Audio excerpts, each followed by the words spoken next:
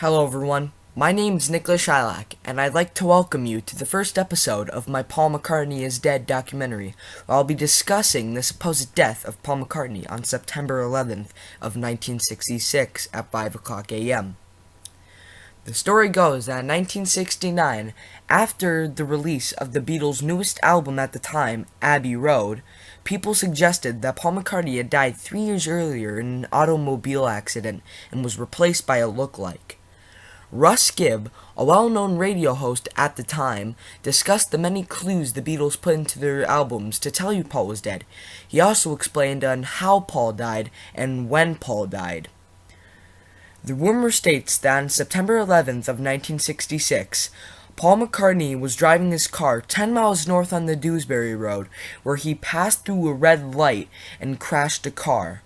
He went into a truck and collided with the pole. He died hours later of head injuries. The Beatles, after finding out of Paul's death, hired Billy Shepherd, a well-known recording artist at the time, to become Paul. Billy Shepherd was a stunt double for Paul during the 1965 movie of Help. He also did some studio work for the Beatles during the Revolver album sessions for musical parts.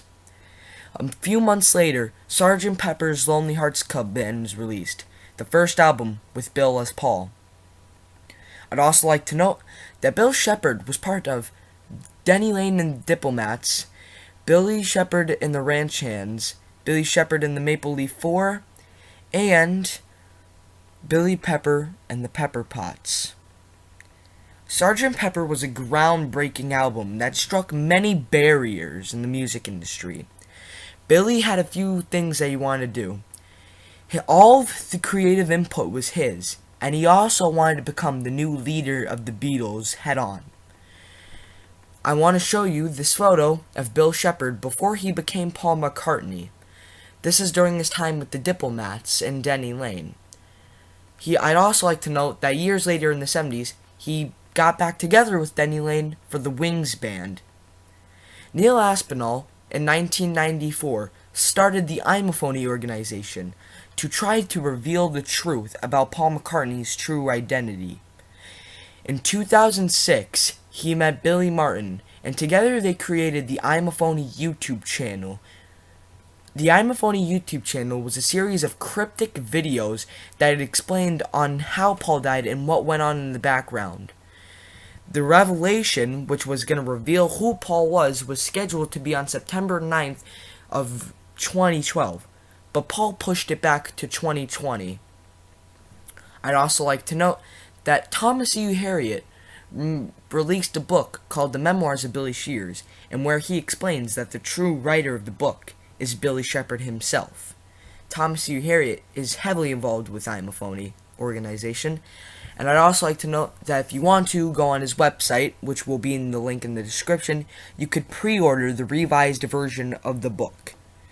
The book has many details about what really happened to Paul. I'd also like to note that I'll be discussing heavily on Imophony and the Memoirs of Billy Shears next week on my next episode.